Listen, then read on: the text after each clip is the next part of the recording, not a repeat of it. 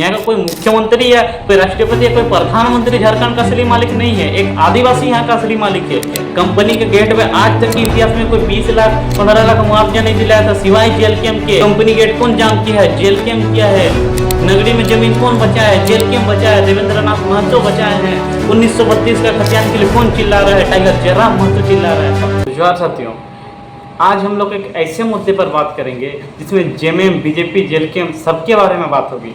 और आपको पता ही है हमारे झारखंड के घाटशिला विधानसभा क्षेत्र में उपचुनाव होने वाले हैं। इस पर ये मुद्दा सबसे बड़ा मुद्दा साबित होगा और इस पर आपको क्लियर होगा कि इस बार किसको वोट करना है और किसको जिताना है। जेएमएम के बारे में बात होगी, बीजेपी के बारे में बात होगी, सबके बारे में बात होगी। बात नहीं होगी, बात तो सब करते हैं। आप ये कहेंगे ये उलूल झुलूल बात करने से क्या होता है?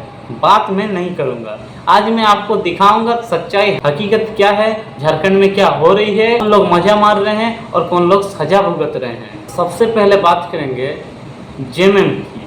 पहले ये माननीय मंत्री जी का पोस्ट को थोड़ा पढ़ लेते हैं। हेमंत सोरेन जी ने अपने फेसबुक पे क्या पोस्ट किया है सकते हैं। हेमंत सोरेन जेएमएम पोस्ट में लिखा है, इस बार वोट बढ़ने नहीं देना है। अभी हमारे विपक्ष के लोग अलग अलग राज्य से एक दर्जन मुख्यमंत्री के साथ यहाँ डेरा डाले हुए हैं। कोई बात नहीं, 1 दर्जन क्या 2 दर्जन भी आ जाए तो उस पर अकेला यहाँ का मुख्यमंत्री भारी पड़ेगा। और वह इसलिए क्योंकि यहाँ का मुख्यमंत्री हम नहीं, यहाँ का मुख्यमंत्री आप जनता है। जनता की ताकत ही मेरी ताकत है। तो इस पर हेमंत सोरेन जी ने क्या कहा है कि जनता ही मुख्यमंत्री है। मतलब इनका कहने का तात्पर्य है कि यहाँ जो कुछ जनता है, यहाँ सिर्फ जनता को बरगलाने का काम किया जा रहा है जेएमएम की तरफ से।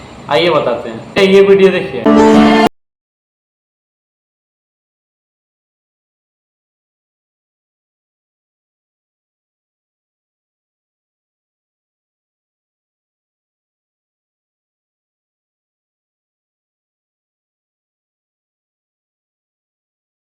ये भी घाटशिला क्षेत्र का वीडियो है।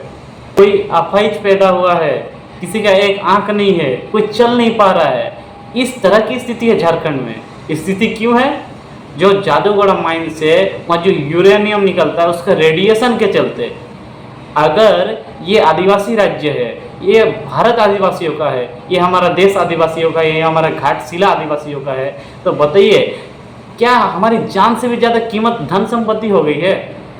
लेकिन हाँ, अभी जो है हमारी जान से भी ज़्यादा कीमत यहाँ धन संपत्ति हो गई है। क्योंकि अगर यहाँ की सरकार को, जेएमएम सरकार को, चाहे बीजेपी की सरकार हो, क्योंकि बीजेपी की भी सरकार सत्ता में थी, अगर इनको हमारी कदर होती तो जादूगढ़ क्षेत्र में, मतलब घाटशिला के उस क्षेत्र में कुछ जो लोग रहते हैं उनके लिए कुछ सुविधाएं की होती या बिजनेस ही बंद कर देते। पैसा हमारे लिए मायने नहीं रखता है। आखिर झारखंड से जो यूरेनियम निकल रहा है, इतना कीमती यूरेनियम है जो सोने चांदी से भी ज़्यादा कीमती है, फिर भी झारखंड को फायदा हो रहा है क्या? आप सड़क पर देखिए, ये वीडियो देखिए।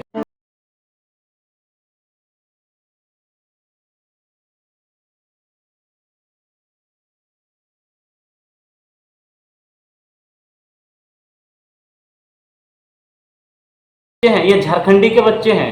इनकी जो ये माँ है, ये इडली के ठेले में बर्तन धोती है और बच्चे को खाना खिलाती है। और जो ये इडली बेच रही है, ये कौन है मालूम है? और ये इडली बेच रहे मालूम है कौन है? ये बाहर का आदमी, बाहरी है, शायद यूपी का है कि बिहार का, लेकिन जो भी हो एक भोजपुरी आदमी है। और ये जो बच्चे हैं ये आदिवासी बच्चे हैं। ये जो उनकी माँ है ये आदिवासी है।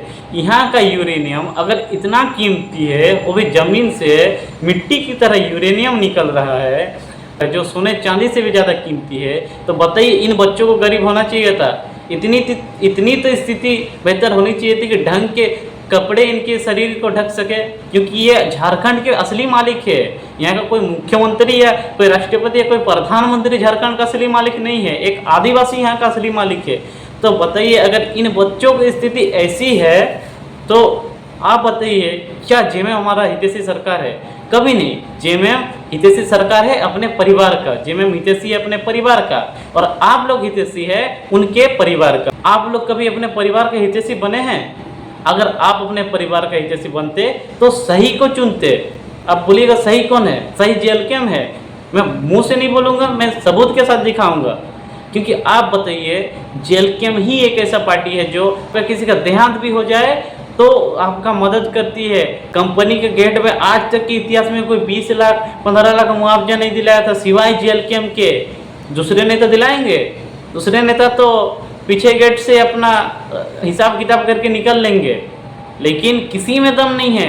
अगर हिसाब किताब ना भी करे तो कभी कंपनी गेट में नहीं बैठ पाएंगे, क्योंकि अगर वे कंपनी गेट में बैठते हैं तो उनका सब भांडा गोल हो जाएगा। उनकी जो तिजोरियां भर रही है वो तिजोरियां खाली रह जाएंगी, इसीलिए वो कभी आपके साथ खड़े नहीं हो पाएंगे। जिनको 10 मिनट का भाषण मारने नहीं आता है, बताइए क्या वो आपका कुछ सही कर पाएंगे? आपके बच्चे कैसे शिक्षित होंगे, आपके बच्चे को कैसे नौकरी मिलेगी, आपके बच्चे कैसे आगे बढ़ेंगे, वो सही कर पाएंगे?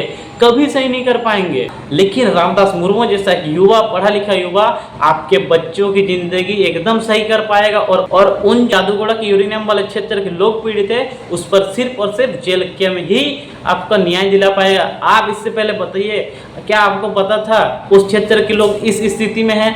क्या किसी को पता था? अभी देखिए बाहर देश से लोग वीडियो बनाने के लिए आ रहे हैं कि देखिए यहाँ के लोग सोना से भी कीमती चीज उगाते हैं, लेकिन फिर भी यहाँ के लोगों की स्थिति क्या है। इससे पहले जादूगढ़ में कोई न्यूज वाला गया था या कोई गया था, किसी को जानकारी ही नहीं थी, लेकिन एक टाइगर जयराम महतो सदन में आवाज उठाया, हर जगह आवाज उठाया, हर मीडिया पे बोला कि हमारी आदिवासियों की स्थिति ऐसी है। तो बाहर से लोग आने लगे वीडियो बनाने के लिए। और बीजेपी की तो बात छोड़ ही दीजिए, बीजेपी से कौन प्रत्याशी है घाटशिला में? राजा का बेटा राजा, हमारे चंपई जी के बेटे।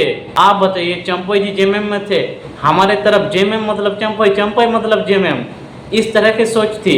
वे जेएमएम छोड़कर क्यों चल गए? सबका अपना सोच है, सब अपने लिए कर रहे हैं।